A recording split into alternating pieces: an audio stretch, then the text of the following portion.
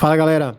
Nesse episódio aqui, outro episódio mais do que especial, a gente vai entrevistar o Bob Babbitt, que é uma lenda do triatlon. O cara é a enciclopédia viva de tudo que aconteceu no Ironman, desde os primórdios até hoje. Cara, tem tudo na cabeça, tudo que aconteceu, ele sabe quem ganhou, quando ganhou, como ganhou, o que aconteceu. Tudo, cara, é incrível. Então, a gente vai gravar em inglês, porque ele também não fala português, e espero que todo mundo curta o episódio. Café com Tri, a sua dose de triatlon. Pega o seu café e vem com a gente.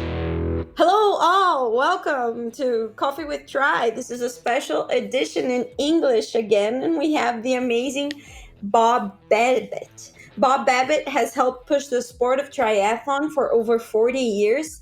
He started racing triathlons in the late 1970s. He did his first Ironman triathlon in 1980 on the island of Oahu, and then ended up completing 5 more Ironmans when the event moved to the Big Island.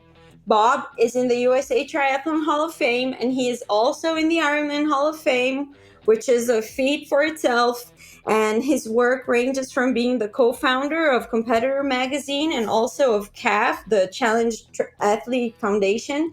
And he also has the show Breakafast with Bob and Babbittville. So, I mean, every triathlete in the world has probably heard a show from Bob sometime in his life. And I know we should insert the Poncho Man and his ukulele here. So after we record, I'm going to ask our producer to insert a little bit of the ukulele just right now. And without further ado, welcome, Bob. Well, thank you so much. I've loved being in Brazil. I was down there for the Paralympics in 2016, and we were there for the Santos Triathlon years ago. A wonderful country, obviously. Fernando Keller and so many great Brazilian athletes have done great things in Kona before. Well, Bob, I just like to say that I'm very honored that have you here with us. I've been following you for I don't remember when I first as heard. Long as you can remember. Yes, as long as I can remember. I remember Bob Babbitt from the Triathlete magazine and from the YouTube and every Kona race that I've watched, and in these DVDs that I got in like 89, 91, there's always the figure of Bob Babbitt in the Kona Ironman. So for me, I'm very honored to have you here. Thank you very much. Appreciate it. As Erica said, I think that there's not a single triathlete that hasn't seen or heard of your interviews. In the 1970s, triathlon was just starting. It's a very new sport. Mm-hmm. We also have an episode here. Our first episode was about the triathlon history, and we said the first triathlon, I believe it was 74 or 78. 74. And 74 in San Diego. And tell us a bit about how you started your relationship with triathlons. Well, the sport started in San Diego, and there was a group called the San Diego Track Club. And so triathlon didn't really start as its own sport. It was sort of something to do that wasn't just running. So they go to a little place called Fiesta Island, where I still ride today. There's actually a plaque at the start of the island commemorating the first ever triathlon there in 1974. But the runners would meet at Fiesta Island and do it was a run, swim, ride, just sort of mix it up. It was really just a workout. And next thing, and I think the first trophies were bowling trophies because they didn't have a triathlete, or it might have had a runner on it. And then in those early days, it was Scott Tinley and Tom Warren and a lot of the folks who lived in San Diego and all the hardcore runners. And then 2 of the people who had done those early races in 1974, John Collins and his wife, Judy, John had been reassigned, he was in the military, to Oahu. And they were with the swim group down there, they were with the run group down there, and they had just finished doing a run around the island of Oahu called the Perimeter Relay. And it was an article in Sports Illustrated, which was a big, sort of the Bible of sport back then. And the article said that Eddie Merckx, the 5-time Tour de France champion, was the greatest endurance athlete in the world. And these guys had just finished this run around the island, and they're like, well, wait a second. Why isn't the swimmer who's the greatest athlete? Why isn't it the runner? And John Collins got up in front of this group and goes, we're going to find out once and for all who the greatest athlete is. We'll take the Waikiki Rough Water Swim, which is 2.4 miles, the Around Oahu Bike Ride, which is 112 miles, and a Honolulu Marathon, which is 26.2 miles. We'll put all three of them together and we'll call the winner the Ironman. And then he promptly forgot about it. And one of the guys who worked for him at the shipyard was like, Mr. Collins, when are we going to do that iron thing, sir? So kicking and screaming, he put on the first event with 15 idiots on the beach in San Souci Beach. And the big picture behind me is actually not the 78 start, but the 1979 start with 15 starters and 12 finishers. So it looked very similar to that. And that was it. And a guy named Gordon Haller won the first race. And to show that Ironman wasn't the most serious thing in the world, the guy who won it, Gordon, was a taxi driver. And what he would do to train, he only swam like a couple of times going into the race, but he was a 2:27 marathoner. He was a real athlete. And so in between his taxi drives, because he didn't own a car, he would go for a 2-mile run after every time he dropped somebody off. And he sent me his training log leading in the Ironman. Some days he did that 8 times, 6, 7, 8 times a day. So he was running like 180 miles leading into that race, into the Ironman, but swam once and rode his bike twice. So, and then the guy who was leading the race, a guy named John Dunbar, was 20 miles into the marathon and his crew ran out of water. Back then, you didn't have aid stations. They ran out of water, but they had beer. So he figured he would just drink beer. And that's when he got caught by Gordon Haller, who ended up putting 30 minutes on him between mile 20 and 26, as John was sort of bouncing off of cars, running through the streets of Waikiki. And Gordon Haller ended up winning the first ever Ironman. And ironically, the following year, it was supposed to be a rematch between Gordon Haller and John Dunbar, the Navy SEAL and the defending champion. And Dunbar showed up wearing a Superman outfit, and they were taking photos of them shaking hands. But what they didn't count on is a guy from San Diego named Tom Warren who beat both of them. The waves, this photo from 79, you can see the palm trees blowing in the breeze, and it was really howling wind. They couldn't get many boats out there to protect the swimmers. Well, Tom Warren was one of the top ocean swimmers around, and he was a collegiate swimmer. So he put 20, 30 minutes on everybody out of the water, and he never looked back, and he won that second ever Ironman. But more importantly, that same magazine, Sports Illustrated, they came and covered the event. And even though those only 15 starters and 12 finishers, they did an 8-page feature story on this crazy event on the island of Oahu. And that led to 108 of us coming the following year. Myself, Dave Scott, mountain bike legend Ned Overend, who was my roommate at the time.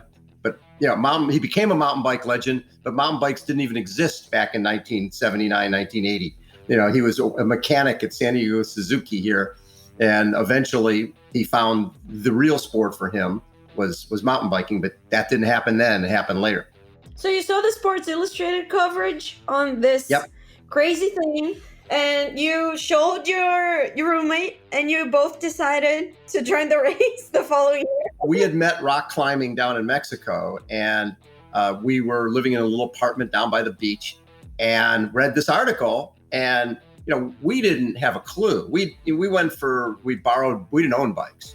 So when we went for a ride, we were starting to think, well, it's 112 miles. Maybe we'll average 10 miles an hour. We're going to be riding in the dark.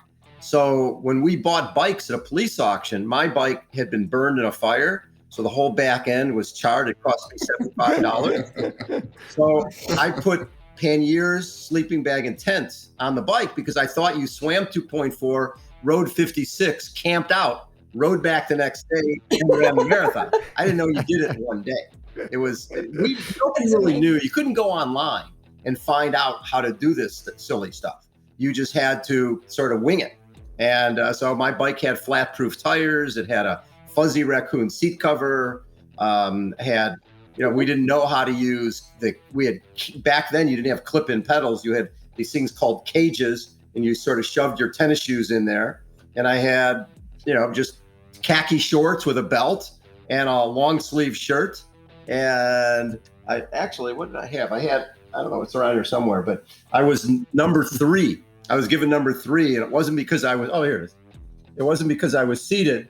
It was because, there's number 3, because I sent my $25 in third. I was the third person to send my $25 in, so I was given number 3.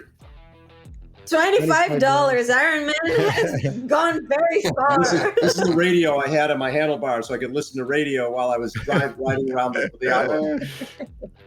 It was a little crazy. Nothing like some music. Yeah, nothing like. And then at Mile, I had a crew. I was a school teacher, so one of the kids I taught, her dad lived over in Oahu, so he showed up in his little convertible with his 2 girlfriends, and we didn't know what to eat, so I had Hawaiian sweetbread and Gatorade, because we kept hearing carbos. You got to have carbos. So anyways, that's what I had. I came out of the water, and I'm riding along and tuning in my radio. And about 25 miles into the ride, I see my crew on the side of the road. I'm like, oh my God, they're going to give me a handoff, like in the Tour de France, one of those little bags.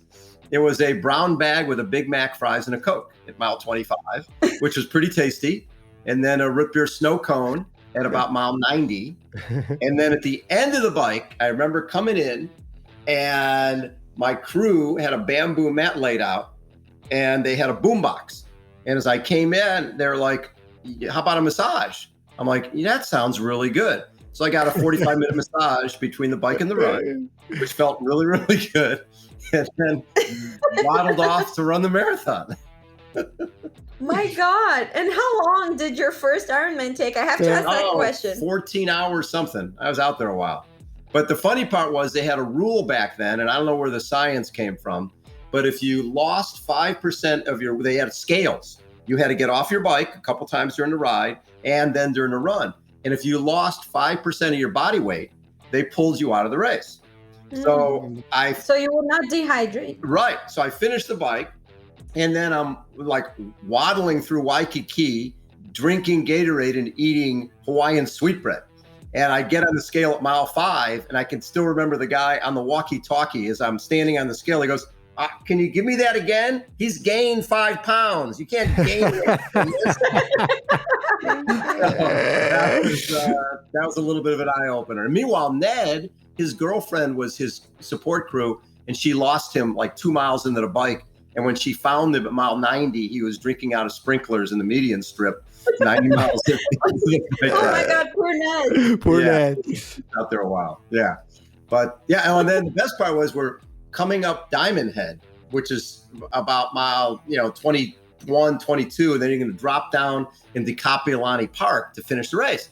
And my crew is behind me with their little convertible, because no roads were blocked off. You can do whatever you want.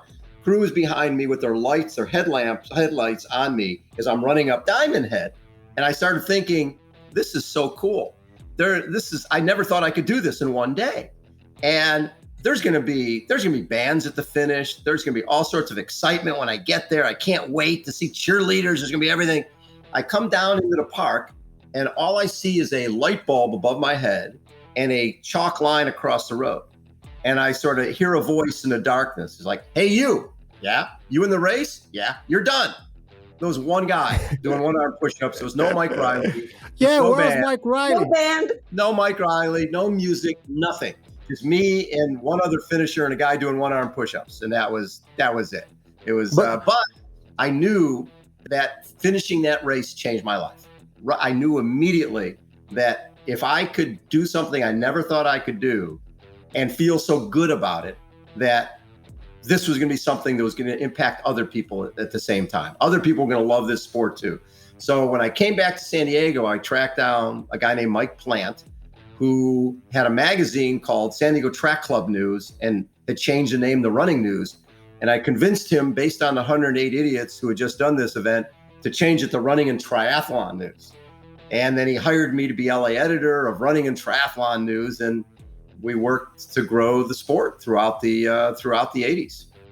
Man, this is amazing. Is that how, obviously, finishing that Ironman was what fired your passion for triathlon? That's for sure. Absolutely. I felt right from the beginning that, as I'm running along thinking, this is something anybody can do, right? It's not, if you're a baseball player or a soccer player, you have to have an inherent set of skills, hand-eye coordination. What do you need for our sport? If you swim a little bit and you're like floaties on your arms when you were a kid, you're a swimmer. If you had a paper route and rode a bicycle and threw newspapers to somebody's door, you were a cyclist. And if you could jog a little bit, you were a runner. So you didn't need a lot of skill. If you did a little bit each day of those sports, you become a triathlete. And there's nothing better than finishing a race. Finish lines are addicting. So I knew if we could get people to a starting line, that they would get to the finish line and love our sport. And it's, pretty much grown from if the sport started in 74 and Ironman started in 78, by the year 1996, we've been accepted into the Olympics. I think about that. Really 20 years from a sport that didn't exist to being accepted in the Olympics. And we premiered in 2000. Yeah. And let me ask you a question. When you started, when you became the editor for the Running and Triathlon News? Running and Triathlon News, thank you. Was that how you decided, or was that the point where you decided to shift your life and focus solely on triathlon and sports? I mean, you were saying that you were a teacher? I was a teacher. I ran a PE program called Bob Time. We would play every day. We just play sports, and it was so much fun. And I did that for 8 years. And before that, I worked with kids in Chicago. It was a residential treatment center for emotionally disturbed children. So that was my background, was working with kids. And actually in 81 or 82, when I was still teaching, I put on Iron Kids Triathlon, where I went down to Mexico and bought these incredible Hulk banks that became the trophy. And the kids swam, and we had a little pool in our complex. So the kids would do a 1 mile run, and then they would do a obstacle course, and then they'd do a swim. And then they get the Incredible Hulk trophies. And that was the first ever Iron Kids. And actually what happened was Mike Plant had his magazine, and I called him saying, I'm putting on this event for the kids at my school, and you should come cover it. And he goes, I got a lot going on. Why don't you write it up? So I wrote up I said, I'd never written anything before. So I said, I'll write it. And so I wrote this article, and he came back to me and said, I love this, and I want you to write for me, and just do whatever the heck you want.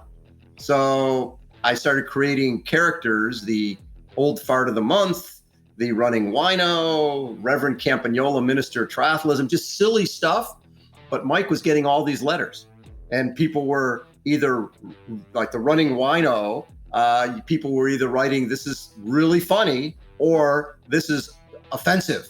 And Mike was like, the one thing I don't want as a publisher of a magazine, this is what Mike said, is I don't want vanilla. I want people to be responding. If people are responding to what you say, negative or positive, that's good.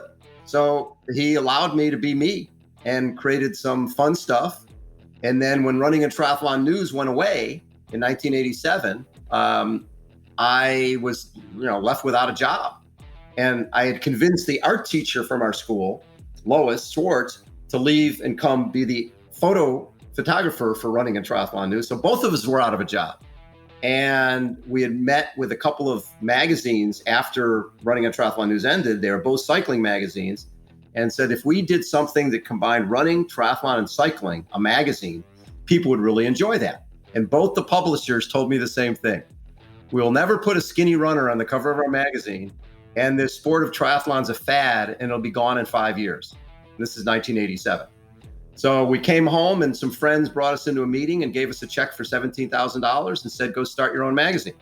And 2 months later, we launched Competitor out of 200 square foot office under 10,000 pounds of bike racks, and didn't pay ourselves for the first year and a half. We had no idea how we were going to make a living. All we knew was we loved our sport.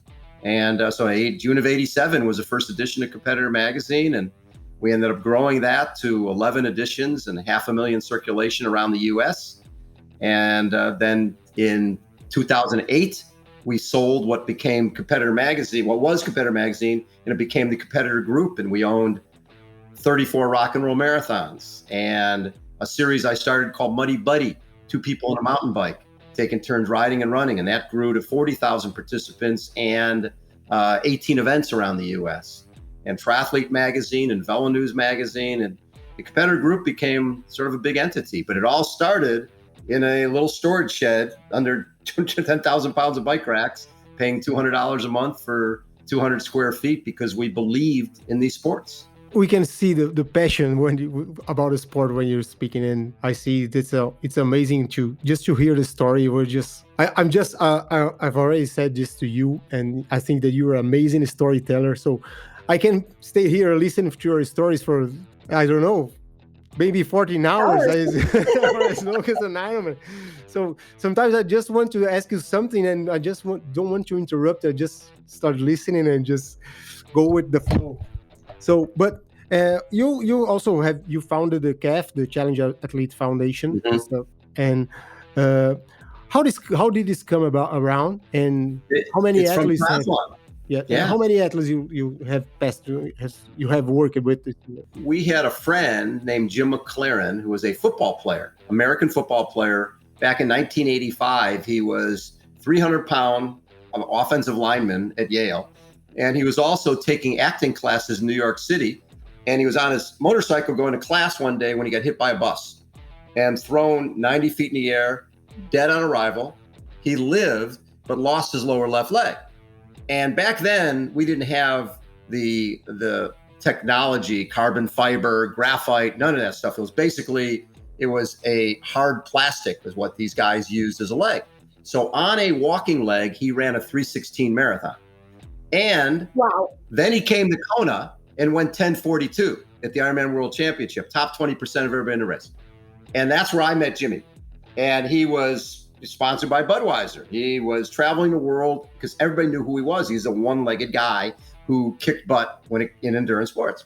So in 1993, he's here in Southern California doing a race in Orange County, and a van goes through a closed intersection, hits the back of his bike, propels him headfirst into a pole. He's already an amputee. Now he's a quadriplegic, and he's paralyzed from the neck down.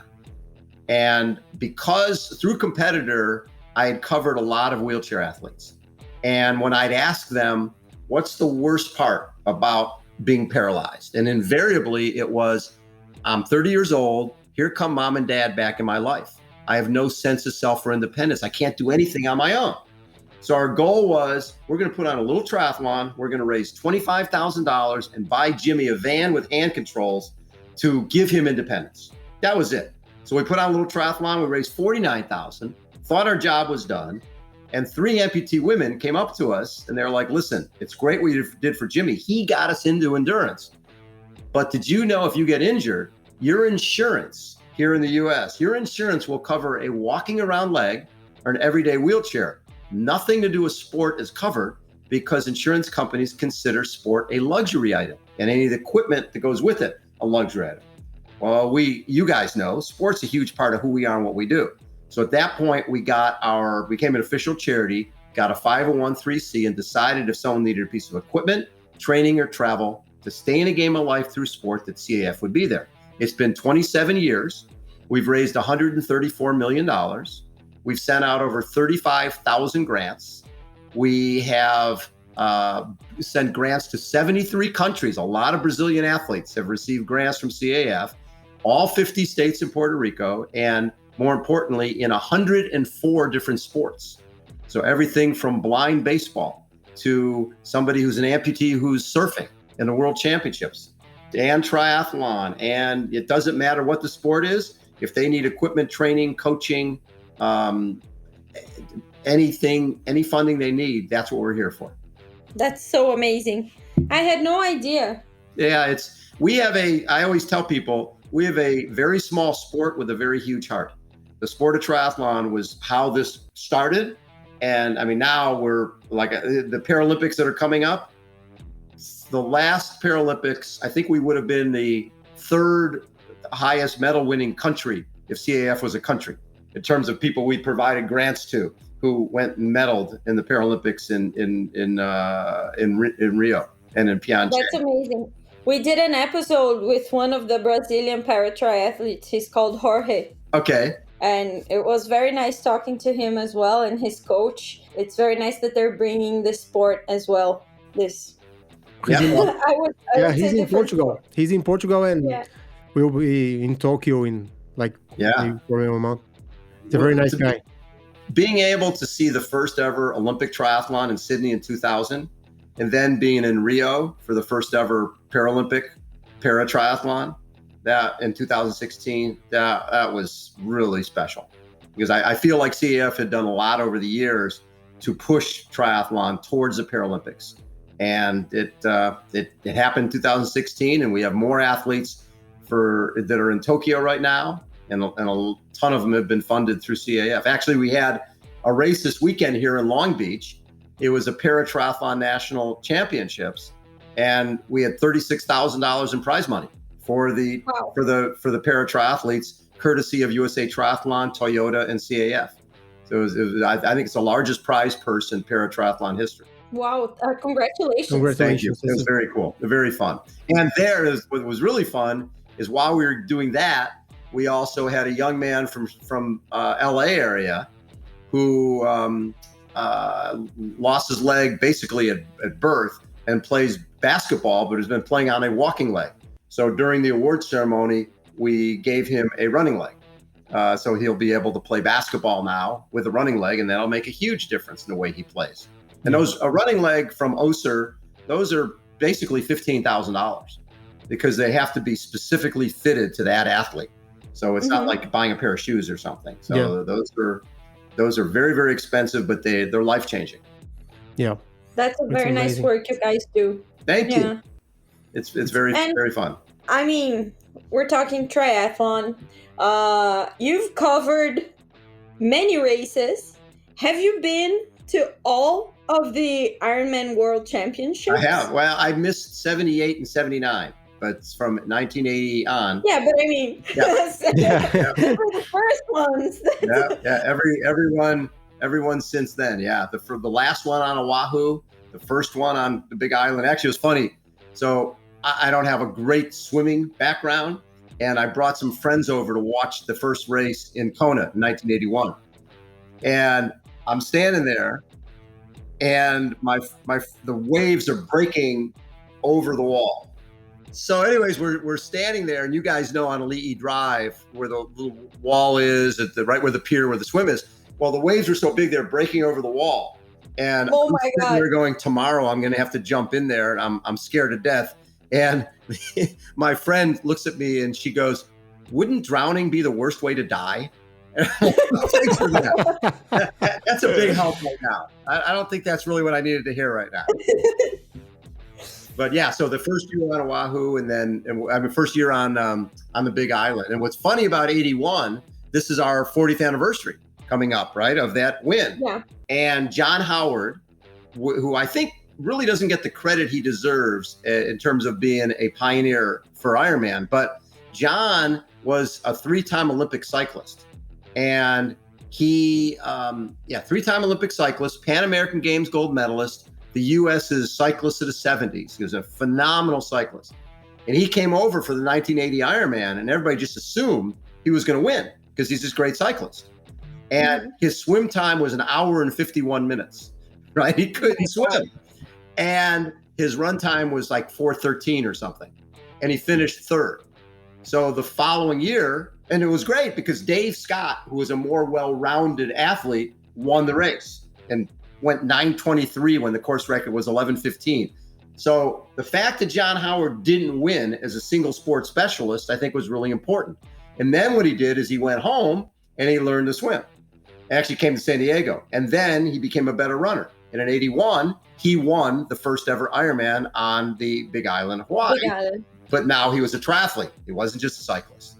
And then the woman who won, Linda Sweeney, she had no idea that you change gears. She had she did the whole race in one gear? Yep. She came out of the water and she had a basket. Actually, she has a basket on the front of the bike and came out of the water. Like a kid's bike? Yeah. And wiped herself off with her towel, put the towel in the basket and rode the 112 miles, right? She had a cassette player playing White Punks on Dope for 112 miles, right? That was her favorite song. And her boyfriend, a guy named Tom Hunt, who went on to become the American record holder at 10,000 meters on the roads. Tom was on a moped following her, taking photos throughout the day. And so she ended up, winning the Ironman. And she never did another triathlon. She was totally the one and done. She did the one Ironman, and then she went back to focusing on marathons, and that was it. She never did triathlon. But funny story, years and years later, she was dating a astronaut, a guy who was trying to become a U.S. astronaut. And they're down in Florida for one of the launches.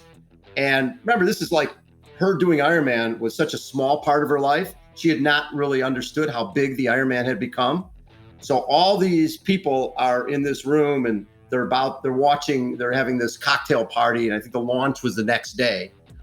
And someone mentions that Linda has won the Ironman, and everything stops. And she goes, Bob, I'm in this room with all these rocket scientists and all these brilliant people, and all they wanted to do was talk about this silly event that I won 30 years ago, and I didn't even remember doing it.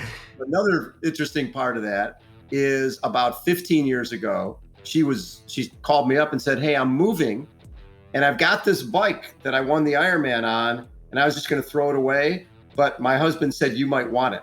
So it's here at my house. It's in my room. Right? You plan to like auction it or something, or amazing. Is it just like memorabilia? Yeah, it's part of history. It's part of history. I put new tires on. It's got reflectors. It's got cages. She had no idea how to change gears. Knew how to change the one from the big sprocket to the small sprocket, but didn't change to any on the back. So she used 2 gears the whole race. That's nice. I get a feeling we're gonna have Bob Museum. Yeah, Bob Museum.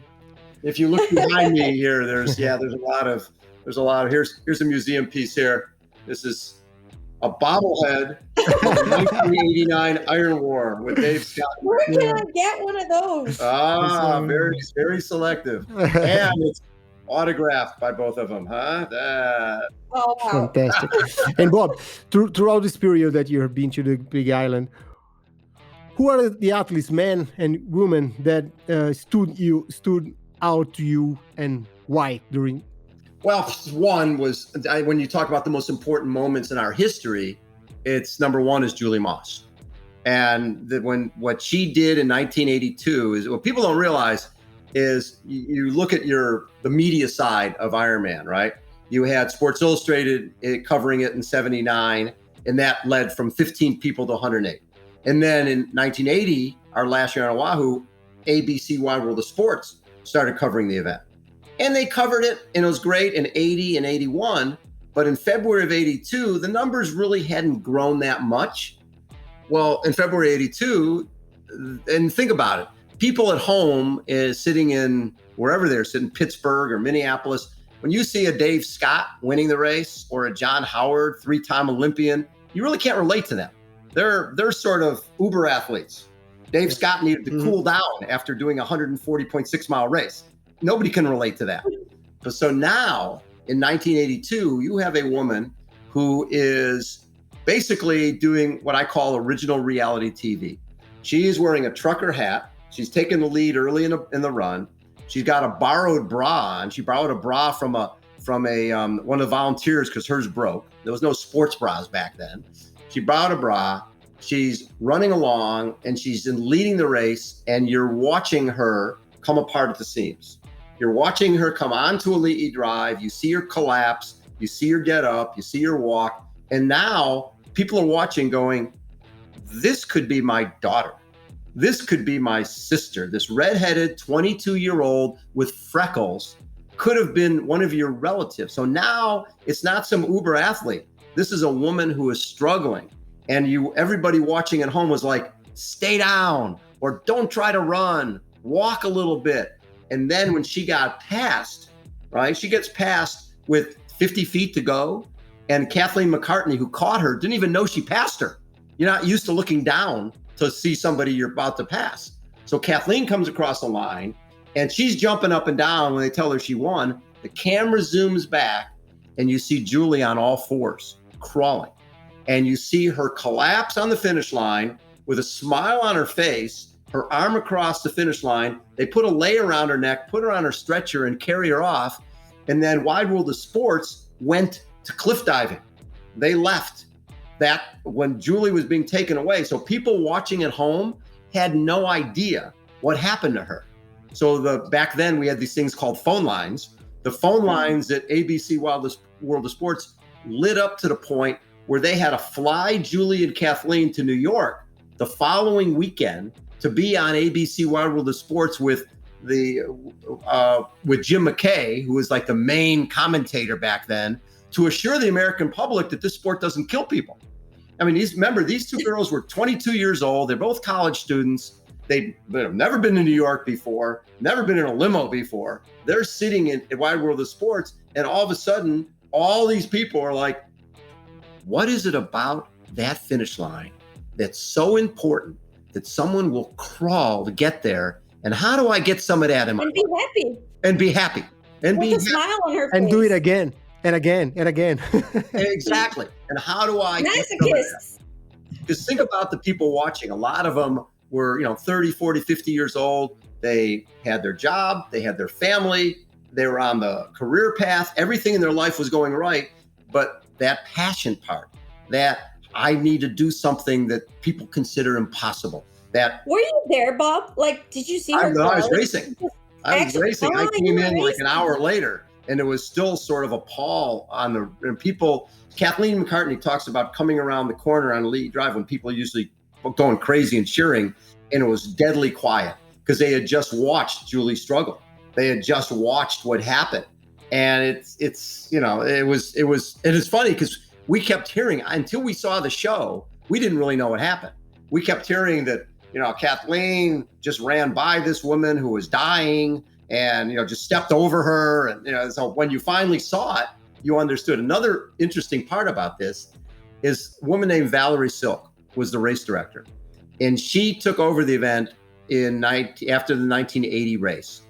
And she brought it to the Big Island. She knew that if this thing was going to grow, it had to get off of Oahu because you couldn't block off any roads there. So she brought the event to the Big Island, and she did the deal. She continued the deal with ABC, Wide World of Sports, to cover the event in 81 and 82. So before the race in 82, she gets a call from a production company called Freewheeling Films out of Colorado saying, hey, we would like to come and cover the Ironman. And Val goes, well, I don't think I can do that because I have an agreement with ABC, exclusive. And the guy from Freewheeling goes, oh, it's not a problem. We're good friends with ABC. So she goes, oh, okay. Well, it was a problem. ABC didn't want them there. And so throughout the day, the ABC guys were complaining about the guys from Freewheeling Films. So flash ahead, and Julie is leading the race, and Valerie's called into this trailer with the head guy from ABC who starts screaming at her and going, Valerie, you violated the contract. We will not be shooting this event again. I don't know if we got anything we can use. And his assistant keeps coming in the trailer, goes, boss, you should come and see what's going on out here. This is pretty amazing. It was Julie's crawl. The producer didn't see it. Valerie never saw it. When she left the trailer, she thought they had lost ABC Wide World of Sports and the event was done. It would never happen again. And Julie Moss asked if Val could come to the medical tent, and Julie apologized for, collapsing and crawling, and could I please come back next year? And Val, Val was like, you can come back next year, but to herself, thinking this event's done. Without ABC support, we'll never have this event again. And then, of course, ABC got home and realized what they had. And that became the most iconic moment, not just in Ironman history, but one of the most iconic moments in ABC Wide World of Sports history. So that event saved Ironman. And then that was in February of 82. They added a second Ironman in 82 in October. So that people from other parts of the world now, because when it's in February, who can train for it? Only people on the West Coast here. Europe can't train, right? So they moved the event to October because of the success of, the TV show with Julie and Kathleen. They started a series in the U.S. called the United States Triathlon Series, which started in June of 82. And the two stars were Julie Moss and Kathleen McCartney. So that moment changed our sport forever. Amazing. I had absolutely no idea. Yeah. The most important moment in our history. No question. Most important moment in our history, hands down. So that kind of kills my next question, because I was going to ask you, what's the best moment you've experienced in Kona? So I guess that's probably it. But I mean, what if you, as an not as an athlete, because like you said, you were doing the race on that year. What's like a memorable moment that you saw with your own eyes that you've experienced in Kona, and what are some of the surprising performances that you've seen so far? Well, the number one surprise for us was probably in 2007 when we had this woman from the UK who had just won Ironman Korea, but who cared about Ironman Korea. And she came over and looked like she had used some, duct tape to tape her logos on her jersey and just killed everybody. It was Chrissy Wellington. And who knew that this young woman was, and she's running, she doesn't have sunglasses, she doesn't have a visor, she's kissing babies during the run. And you're just like, who is this? And she just became the most dominant force. And it was like every a meteor. Every time I see her running, I'm like, I can't believe she runs that fast with that run form. Yeah. But she, from 2007 through 2011, she won 13 Ironman races, something like that, broke the world record down in Challenge 13 Roth. for 13. Yeah. And then in 2011, so, she didn't race in 2010 because she was sick. And that she pulled out the morning of.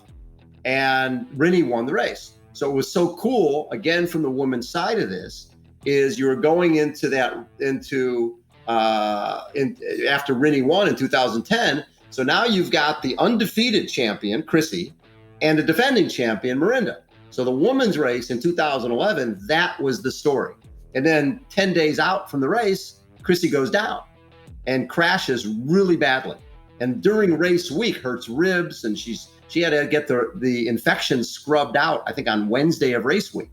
So nobody knew what was going to happen. And Chrissy ends up, she's so far down at the end of the swim, and her family, who's come and watched the other years that she's won, they're used to her. By the time she gets to Hawaii, the race is pretty much over. Every year, her win total, her win number, the gap got bigger and bigger and bigger. So I'm with her folks out by Hawaii, and she's back, way back. And they're going, Bob, what's going on? What's this? This isn't the way the race is supposed to be. I'm like, well, remember, your daughter's pretty compromised. She's, broke, she certainly had, if she hadn't have dropped out the year before being sick, there's no way she would have started that year in 2011. I think she felt that she had to.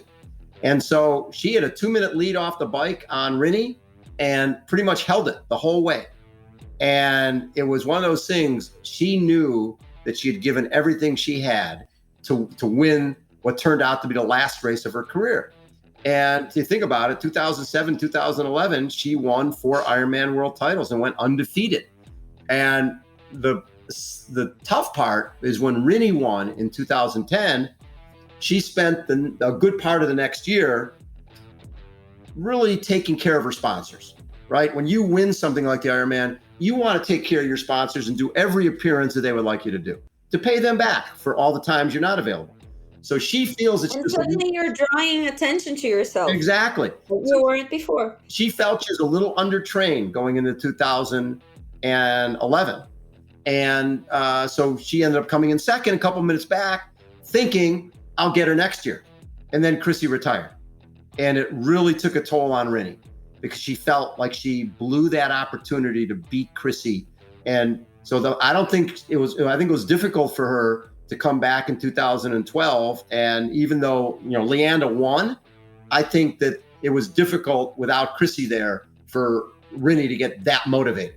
And Leanda beat her. And then, in 2013, Rinny came back and won again. But if you ask Rinny if she has a regret, it's probably not being as fit as she could have been in 2011 to go head to head with Chrissy, because that turned out to be her last opportunity to beat her. And the other one is losing the house record for the marathon to Tim O'Donnell last year. So he was a record holder for the house until 2019 for the marathon. The other story, which I loved, and it followed up on the whole Julie and Kathleen, was so in October of '82, Mark Allen comes over for the first time. And Mark knew Julie from lifeguarding. And so he watched what Julie did in February of 82, and he decided, well, I'll come and do that thing. But he was hoping to finish top 100 when he caught Dave Scott in the bike and felt that, and they knew so little about Mark, they had his name spelled wrong on ABC. They spelled it Allan. They're like, who is this guy who caught Dave Scott? So in that year, he catches Dave on the bike, and trying to be a little bit of a smart ass, he says to Dave, hey, Dave, why don't we go for a run after this? And Dave flips into the big sprocket and takes off, and Mark flips into the big sprocket, and his derailleur falls off the bike, and he's out of the race. And so the following year in 83, I think he finished third. In 84, he has a 13-minute lead on Dave and ends up losing. Dave passes him by the half marathon, and he was already planning his acceptance speech. Neither of them raced in 85. Then in 86, Dave wins again.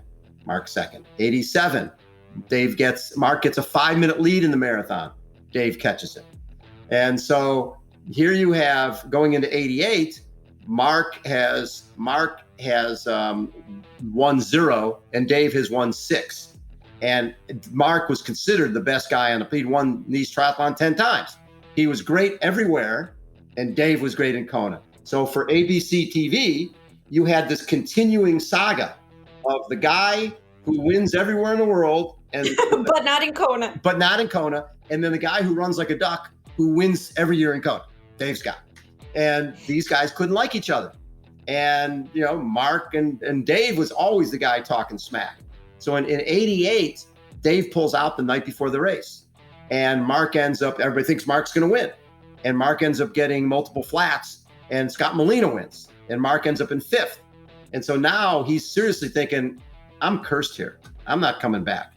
And finally he decides, okay, I can't win this race the way I win Nice by doing 6-hour training sessions.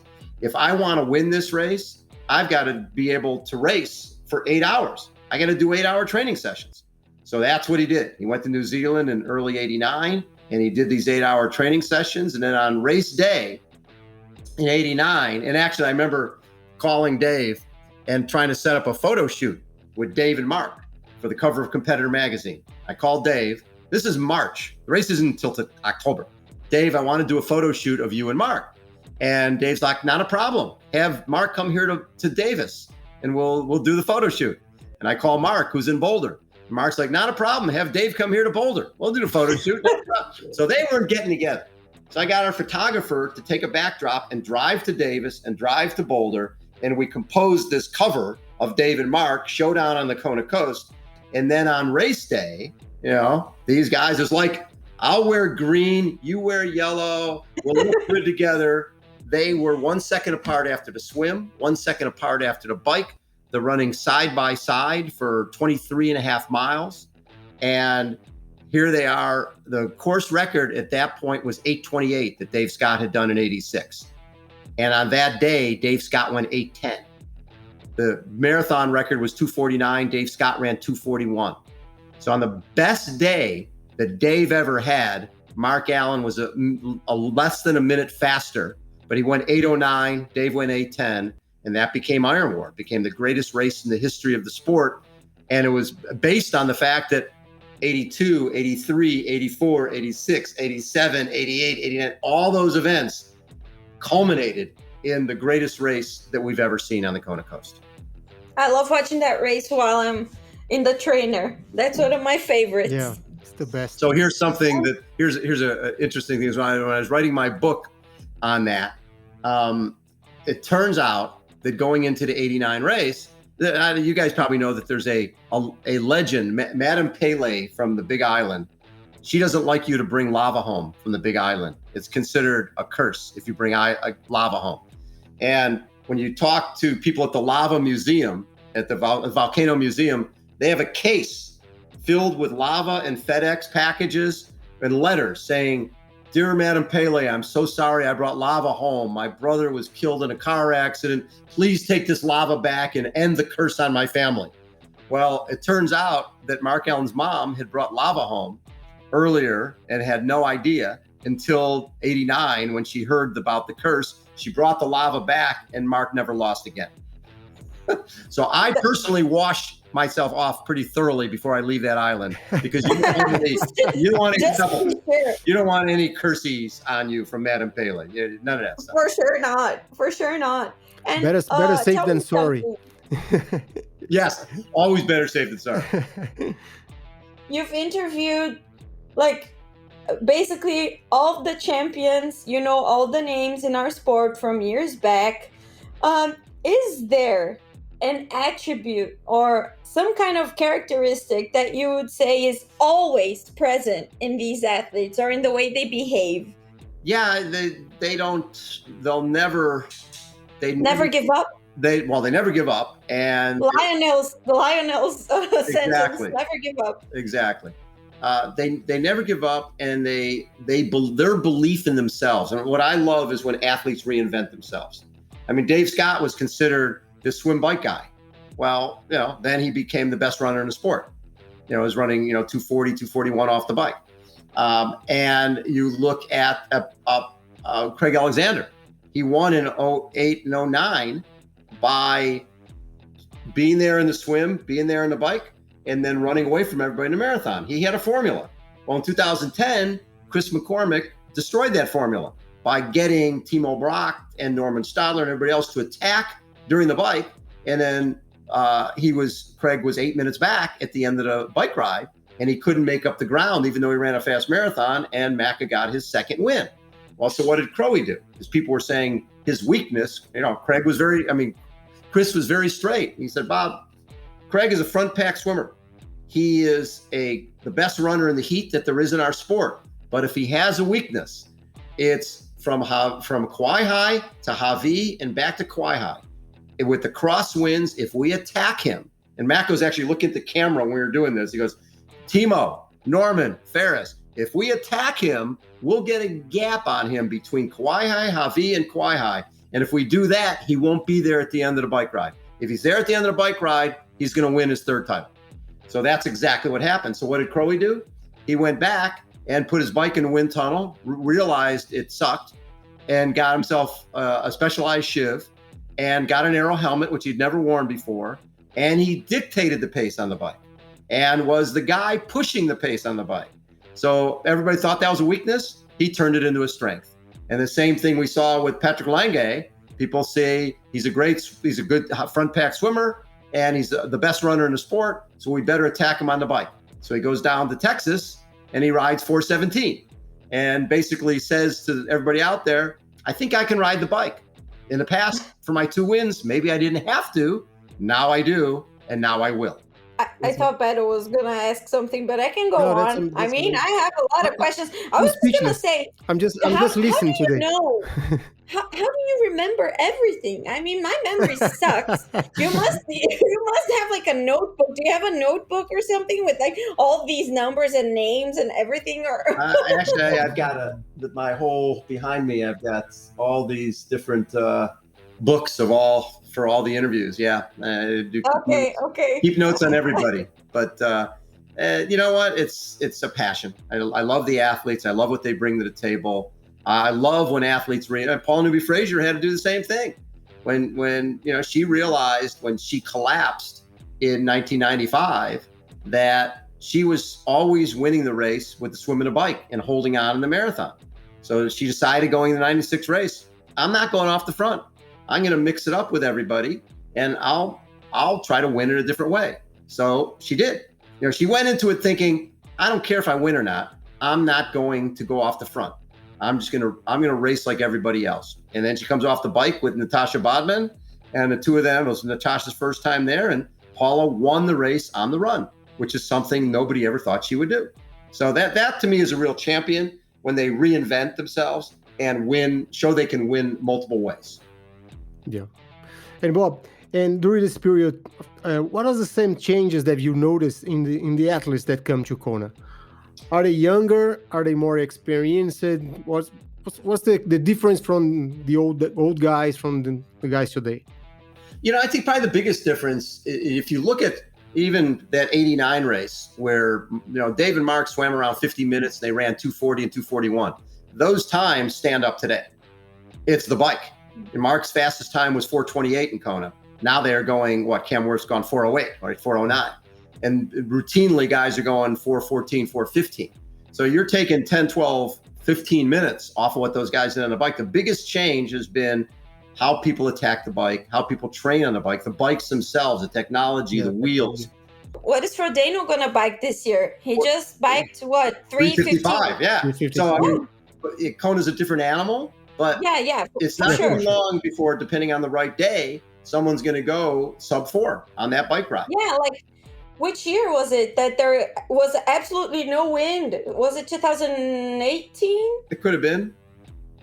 I think it was 19, because both of them, because I think Patrick broke the course record in 18, and then Jan broke it back in 19. Yeah.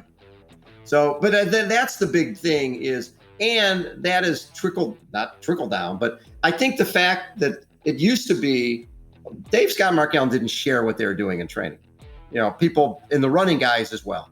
Nowadays, you know exactly what Lionel's doing. You know exactly the wattage and how many hours they're training and what their heart rate is and their sweat rate.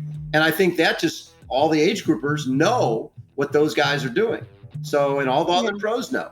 And they're basically saying, yeah, here it is. You feel you can do this? Have fun with it, because it takes a special talent to do that. That's probably one of the bigger changes in all of endurance, is how the elite guys share all that information going, I'm not scared of people knowing what I do. Let them go try and duplicate it. I know how hard it is. And it's not easy. I think it's also kind of like a necessity for nowadays, because athletes have to expose themselves on social media and everything else. And I think that's like part of the package. It is. That they kind of have to do that to draw attention to themselves. And people are curious. I mean, everybody wants to know what the pro athletes are doing. And some of them are stupid enough to say, oh, I can do that too. What I think is great about what's tougher, because Mark and Dave and those guys didn't have to worry about social media. They didn't have to worry about finishing their workout and going and posting and basically being their own media outlet. And I think it's way harder to be a pro today, just because of all the other responsibilities to all your sponsors, to your, all the people have access to you and are asking questions and want to know answers. You have to allow a lot more time than athletes did back in the day. Back in the day, it was, did you win Ironman? Did you not win Ironman? That was it. Nowadays, you look at an athlete and go, okay, they finished 7th, but they've got 150,000 followers. That's pretty valuable. That's 150,000 potential buyers of my product. So what's more valuable? Somebody wins a race or someone who's going to sell you product? Yeah. It's, they got a YouTube channels and their Instagram and exactly. They have to manage the time better. So it's not training and resting. So there's a lot of... That's a discussion we always have here in Portuguese here in Brazil, because in Brazil specifically, some amateur athletes have gained a lot of followers on Instagram and the social media, and some of them are very famous, like a lot more famous than the pro athletes, and they win more stuff and they get more stuff from brands and everything else than the pro athletes, the Brazilian pro athletes do. And it's an issue for us here. Well, and I think anyway, but it's interesting, because I remember back in the day I was interviewing it was a sports agent by the name of Murphy Reinschreiber, who represented Paula Newby-Fraser and Paul Huddle. And back at that time, Aaron Baker and Paula Newby-Fraser were the two best. And I said to Murphy, Murph, Paula and Aaron would be considered the two best in the world. Paula has way more sponsors than Aaron does. Why? And they go, this is relevant to today too. He goes, all you're entitled to in terms of any type of money is the prize money associated with a race. Anything else that you get is connected to the media you create, your looks, your demeanor with the sponsors. Everything else you get is connected with who you are as a person. It doesn't really matter. You win a race, that's great, but that's the beginning of the conversation. That's not everything. Do you have a list of like your top 10 best interviews, or the interviews you'd like most to make? Who's on this list? Well, what's funny is I love the fact there's been a lot of athletes that I've been there sort of beginning of their career throughout their whole career. like a runner named Ryan Hall, who's, he ran 10 marathons between 2007, very similar to Chrissy. Between 2007 and 2011, he ran 10 marathons, and 9 of them were 212 or under, 204.58. And, so we're talking, and he was done, right? His career, he put himself on the map by running like a 59:43 half marathon, the first American to go under an hour. But I loved, just being with somebody when they first sort of broke through, and then when his career moved along. And actually, I was just with him a month ago. He went from being a 135-pound, 6'2" runner to retiring from running and becoming a power lifter, like lifting weights. And so now he weighs 180 pounds of solid muscle. No, he's huge right now. Yes. So we went to the track, and we haven't posted this yet. We went to the track. He called up. We were talking, and he said, I'm gonna deadlift 500 pounds, and then I want to run a sub 5-minute mile, like right from the weights are on the track, deadlift 500, run a sub 5-minute mile. So I figured he's going to do this, at sea level. He's going to do it on a tartan track. No, he grew up in a place called Big Bear, up at 7,700 feet. It's a dirt track. He's got the weights on the dirt track. We had to climb a fence to get in there because he hadn't gotten permission to use his place. And he's got his track spikes on. He'd never lifted weights with his track spikes before. And he lifted 500. He deadlifted 500 and then ran a 5:28 mile up at altitude. I was like, wow. But it's just funny just seeing a guy you saw when he weighed 130 pounds and he's 50 pounds heavier, and he runs 2 miles a week. And he's running a 5:28 mile at the end of, after deadlifting 500 pounds. So that's talent. it was pretty fun. Is it Pedro or is it me? No, I'm just looking for my question, but I lost it. Now, in terms of great interviews, so many of our challenge athletes have amazing stories. But one guy I really enjoyed meeting was John McAvoy. And I don't know if you know him. He's from the UK, and he grew up in a family. He grew up in a criminal family, right? His uncle served time for robbing an armored truck, and growing up, he knew never to answer the phone inside because the phone was bugged, right, by the police. He knew that's the way they grew up, right? He got his first gun when he was 16 years old. First president was a gun when he was 16 years old. So he got arrested for armed robbery when he was 18. He got 5 years. And then he got arrested again for another armed robbery. And this time, because of his family background, he was given a double life sentence. He was going to be put away forever. And while he was serving that sentence in the most, he was in a wing of the prison with the hardest of the hardcore criminals. He started rowing on one of those indoor rowing machines. And one of the guards noticed him rowing and was like, "You are really good at this, John." And so he went on his own and found out what the UK indoor records were and world records. And John broke 7 UK records. And the next thing you know, the guard is vouching to the warden that this young man is turning his life around. The next thing you know, he is out of prison and he is running a 50K. Then he's doing the Ironman UK and trying to become a pro triathlete. And his book is called From Iron Bars to Iron Man.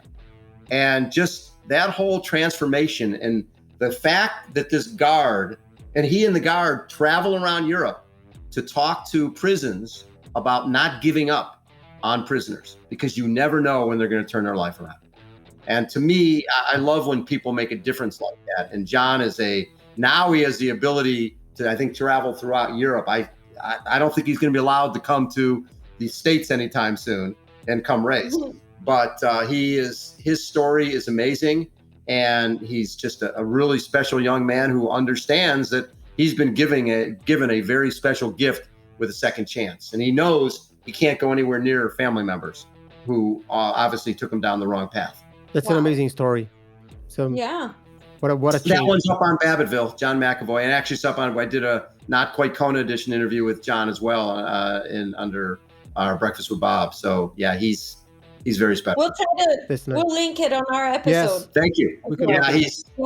He's special. And then Jamie Whitmore, another one of my favorites. She was, you guys know the Xterra race series, right? Yes. So she won 37 races in Xterra races and 1 world championship, 7 U.S. national championships up at Tahoe on the Flume Trail. Brilliant athlete. And it was really cool because we had this great rivalry between her and another top woman named Melanie McQuaid. They couldn't like each other. They were battling all the time. Well, and then a number of years ago, Jamie was having this pain in the back of her leg. And when she went to the doctors, they kept saying, oh, you must have a low threshold of pain. And you guys both know if you're doing Xterra, you don't have a low threshold of pain. You know how to suffer. So she, it turned out that she had a grapefruit-sized tumor on the back of her sciatic nerve. And when she went in for surgery, she knew there was a possibility they would have to cut that out and she might not be able to run again. So she ended up with drop foot. So she had to retire from Xterra pretty much at the top of her game. And I called her husband at the time, Courtney, while she was in the hospital and said, Courtney, I know how competitive Jamie is. You need to tell her about parasports. There's a thing called the Paralympics. I know as a little girl, Jamie always wanted to go to the Olympics in swimming. Then she wanted to go in running. And then she ran in college, but she was never going to be good enough. Well, in parasports, you never know. She found paracycling, and in 2016, she won a gold and a silver in Rio with her, while she was going through all the cancer stuff, she kept getting sick. And they couldn't figure out why she kept getting sick. And she was in the hospital and went to the emergency room one day and they said, well, look, just do a urine sample. And she's like, you guys have so much of my urine. You don't need any more with all the operations. I'm like, just do it. Turns out she's pregnant with twins. That's why she was sick after she had gone through all the cancer stuff. So her 2 little boys were there in Rio to watch her win a gold and silver medal. And wow, that's amazing. And that's Jamie Whitmore. Just sometimes you can have 2 athletic careers. And we see that right now with a woman from Australia named Lauren Parker. In 2015, she was on stage with us in Kona. She was second in the 25 to 29-year-old division. She went pro in 2016. She was doing her first pro Ironman in Ironman Australia 2017. A couple weeks before that race, she was on a training ride and both tires flatted. And she went into the guardrail and was paralyzed from the waist down, 28 years old. Wow. And I had her on the show. This was in July of that same year, and said, Lauren, if you want to get back to sport in triathlon, we need to get you to San Diego to our San Diego Triathlon Challenge that we started for Jim McLaren to meet Carlos Moleda, meet David Bailey, meet the other hand cyclists, and find out more about it. And so she checked herself out of rehab and came to San Diego, said, I'm just going home for the weekend, flew to San Diego. And I told her story on Friday night at what we call our Celebration of Abilities dinner and said, listen, we had 700 people there.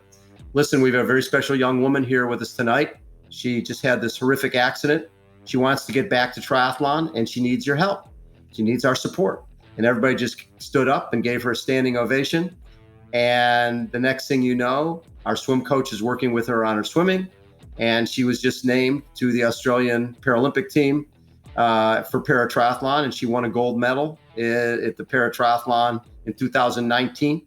And hopefully she's going to win a gold in Tokyo coming up in a few weeks. We'll be rooting for her. Yeah, we're rooting for her.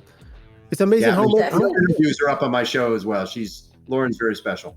So you must feel very good about all the people that you have helped during all this year. So it's good. This going to be, of course, it's not a personal realization, but not a personal thing. But I believe you feel very good about yourself by doing this. So it's very the amount of people that you have helped with this is amazing. So probably you feel very proud about yourself. The foundation has done some very good work. And I mean, to me, if somebody wants to achieve something in sport, to get them a piece of equipment or to give them the training support they need, that just goes without saying. That's the right thing to do, because we all know how sport makes you feel about yourself. It makes you feel good about yourself, makes you a better parent and a better employee. And just sport is just so essential for living a great life. And if we can help people either find sport for the first time or get back into sport, there's nothing better. Yeah. And Bob, going back to Kona, I had another. Yeah. And do you think that someday we're gonna have like the 70.3 world champions, like one day for the man and one day for the woman in Kona? You know, it's so funny because we talked about that. The problem I think they have on that island, and I think it'd be great. Can you imagine doing, a Saturday and Monday or a Friday and Sunday? I don't think you can do them back to back. I think you need to take a day off in between. But it'd just be a matter of, when you're on these little islands, your support network, your volunteer network is so small. And to have those guys do 2 days could be really tough, because it is a full-time job. The directors, Diana Birch is a race director, the directors do such an amazing job to be able to go to the well. And I would love to see it for the island, to fill up those hotels for men one day and women the other day, and sell a lot more hotel rooms and more restaurant business, because that island needs our help. But, and hopefully that'll happen sometime. I think there's really no reason why not. I think I was in Nice when they did the women one day and men the other, and it was spectacular. I mean, the race has changed so much already. There was in the beginning, very few people. Now we have, I don't know how many athletes. You have a few over there for sure. Starting on the race. And then at first everybody started swimming together, the men and the women. And then they separated the men and then the women. And now we have swim starts by age group. I mean, I think it's definitely a possibility. Yeah, there really is no reason why not. I mean, you really could divide it up that way. And if you wanted to, you really could just do a certain number of age groups. If you're going to do, you sort of have to do it that. I was going to say add a third day, but I think you really want to do it as a 3 days is too much. Let's do a week. Let's take a month in the corner. Yeah, let's take a month. I think that's what's so cool about this new, what was the Challenge USA, now Clash USA, the events at Daytona Speedway and Miami Homestead. What's great about those events is you're on a racetrack. You could do those events at night. You can block. You don't have to worry about blocking off roads. They're incredibly safe. So I think that's sort of one of the moves for the future. Right now, they're going to do 4 events in 21, 22. And then the goal is 15 events at different racetracks in the U.S. and Canada by 2023, 2024. So I love that. And I think you're absolutely right, because you could have people racing in the morning, in the evening. You could do bike races. You could do long runs, ultra marathons. You could do everything. And like you said, it's totally safe. Totally safe. I mean, yeah. There's also the possibility of an accident, but yeah, you're not going to get hit by a car, which is Yeah. Okay, I think we've talked a lot.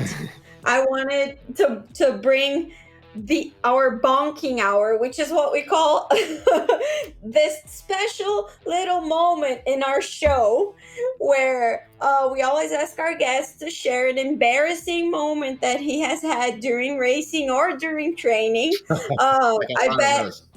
I bet you've seen also a ton of shameful moments from athletes during all these years. So if you could share some of the moments that have stuck to your mind, those are shameful moments. Yeah, it's interesting. So I was just interviewing this woman who puts on the Santa Barbara Triathlon, which is an event that's been going on for 40 years. And in one of the early Santa Barbara races, they would send the relays off with the relays. Everybody went together because there weren't that many people. And this was I think it's a mile swim, a 40-mile bike, and a 10-mile run. And I had a really good swimmer and a really good cyclist. So I was doing the 10-mile run. So when I took off on the run, I'm leading, right? I'm leading the race. And I'm so excited to be leading this thing.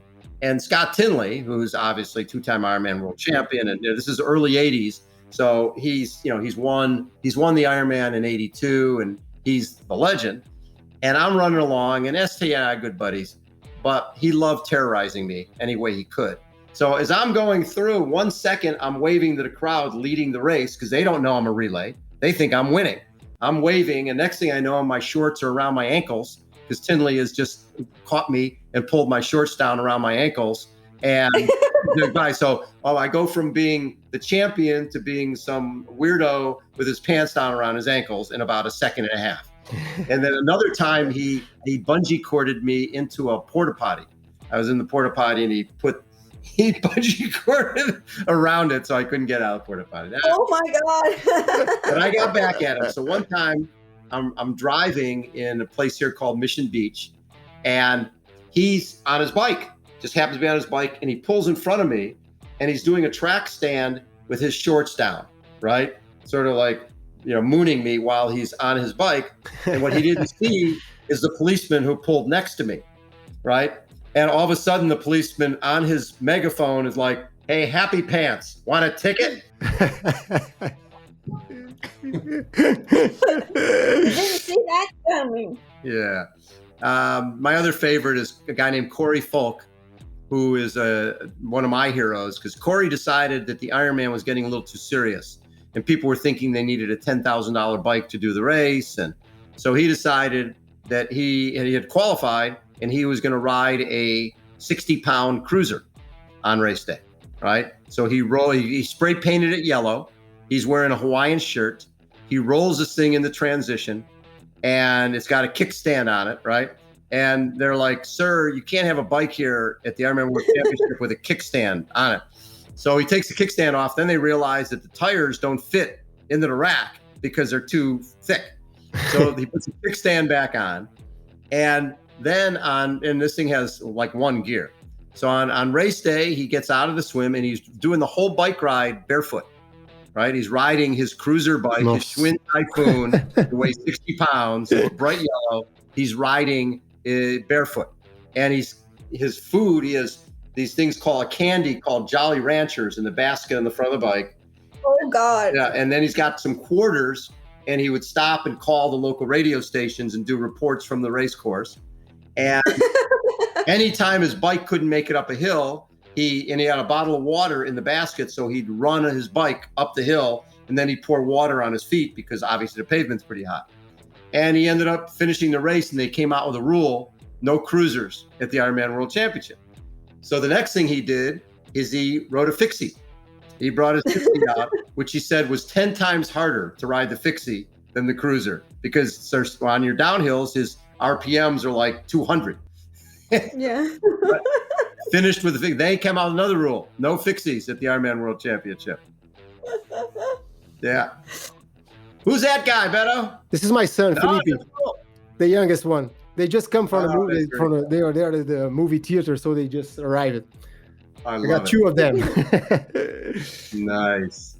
That's so sweet. There's a lot of weird stuff that's happened over the years. You know what, Bob? I want to know, what is your opinion?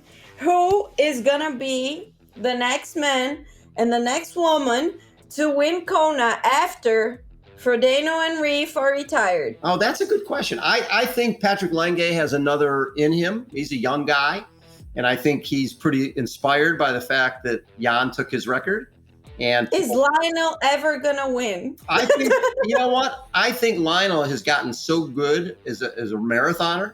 I think he keeps getting better and better. People used to look at him as he had a weakness in the swim and he wasn't a great marathoner. I think he's becoming better and better all the time. And, forget about Coeur d'Alene and some of that other stuff. I would like to see him. My concern is him coming to the Ironman. Just if he qualifies this year, he'll have done, Coeur d'Alene. People forget that race at St. George, when you have to dig that deep to beat Sam Long, that takes a lot out of you.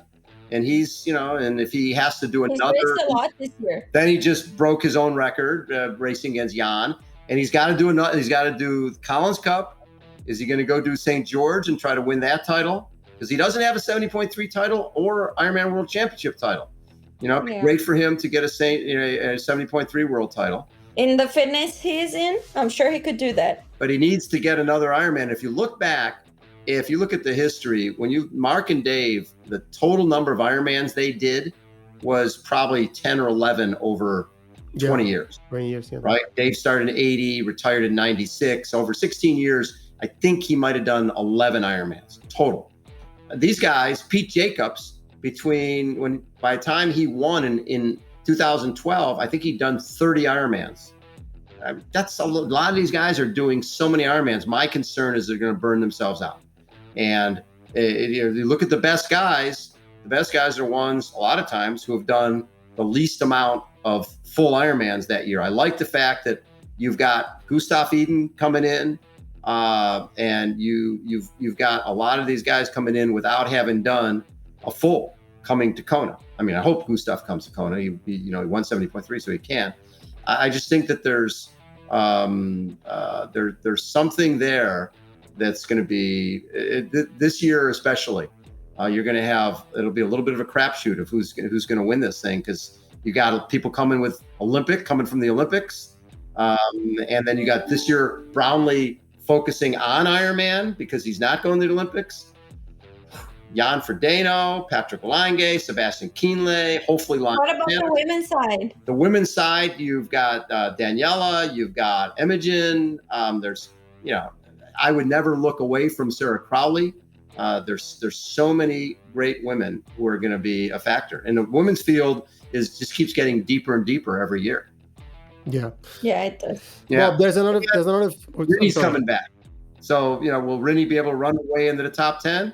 I don't see why not. I'm a big fan of Tim and Rini, and I'm a big fan of Reeve. So, yeah. Yeah, and T.O. getting second, that was a huge breakthrough, and there's really no reason. What I love about Tim is he's not afraid of the moment. When he saw that there was a chance that he can go into the lead on the bike, he didn't think twice. He went for it and took that lead.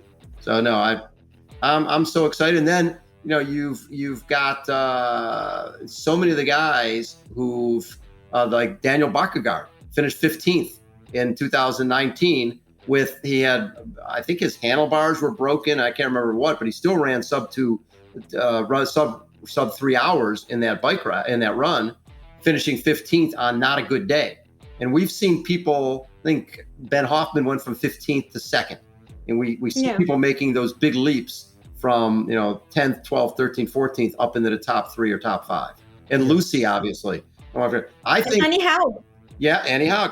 I think if you looked at what Lucy has done this year, and if I was going to pick triathletes of the year for this year, I would say Sam Long, because of the variety of stuff. Look at, he's got second at Xterra up at what? 8,000. Yes. Yeah. Plus what he did at St. George, plus what he did at Coeur d'Alene. He just was so measured in Coeur d'Alene. He did everything right. It's like he's learning as he goes. And he's so young. He's so young. I mean, he's so young. How many years does he have ahead of him? As long as he doesn't do too many fulls. He's got to keep that under control. And he's got Ryan Bolton as his coach, and Ryan is phenomenal. He'll keep him under control. Yeah. Lucy, if you look at everything from the virtual racing to jumping into an ITU race and leads and being right up there, she has been so phenomenal all season long. And if people looked at a weakness, they would say, okay, she's not a great runner. Well, she's a great runner now. And I think people are going to be surprised when her and Daniela and Annie come into Kona together with Crowley still there and Imogen and so many. So many. Can't wait. That's nice. But and there's another feature of our show that we like to end it with this.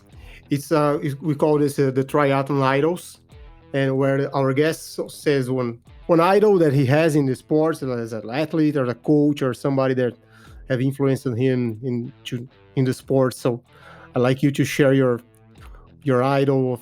If you could. My idol was my mentor, Mike Plant, because Mike was the guy who wrote the book.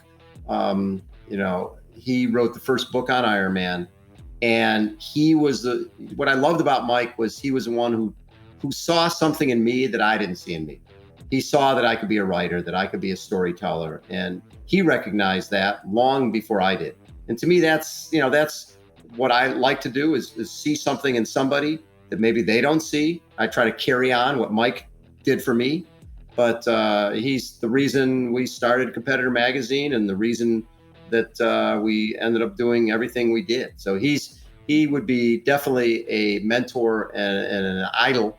The other guy is, to be honest, I'm so close to Dave and Mark that I just love what they bring, and just watching them grow as athletes and people over the years, and just seeing how instrumental they were in my career, and always giving me time to come on the show and talk about whatever I wanted to talk about, and to understand that, they were essential for that next generation to be motivated to get into our sport. So those would be, those would be a few. And Valerie Silk probably doesn't get the credit she deserves for moving the Ironman from Oahu to the Big Island. And she had nothing. She's never done a triathlon. She really didn't. She was someone who liked to organize stuff. And she would send us personalized birthday cards. Everybody did Ironman. Every year got a personalized birthday card from Valerie. And that, to this day, still means a lot to me. I'd like to thank you very much for your time. I could be here for hours just listening to your stories, and I'm listening to you almost every day because I love your show and Babbittville Radio and the Breakfast with Bob. So thank you very much. You were quite an inspiration for us. You keep the flame alive to triathlons for as long as I've been here. I've been doing triathlon since 1997, and I've been following you since then. So it's an honor for me to have you here. So I'm very happy and for this, and I'd like to thank you very much. Oh, you're very welcome. Thank you for the opportunity, and keep doing what you're doing. We're trying to take Beto to Kona possibly next year. So it's up to him, but we're trying to. There you go. Wagner and I. I'll try my best. Wagner and I go almost every year to Kona. So next time we're there, we're gonna call you up, and instead of you interviewing everybody up at that little cafe, we're gonna interview you maybe live. There you go. I'm there. Hopefully we'll have a great year this year. It'll be a lot of fun. Yeah, for sure. Bob, thanks again so much for your time, for your stories, for sharing everything with us. This has been amazing, and I hope that you liked talking to us, and that maybe we can call you up again next time. We'll do Bob Babbitt number 2. Anytime. Thanks, you guys. Appreciate it. Thank you. Bye. Bye-bye. Bye-bye. Café com Tri, a sua dose de triatlon. Pega o seu café e vem com a gente.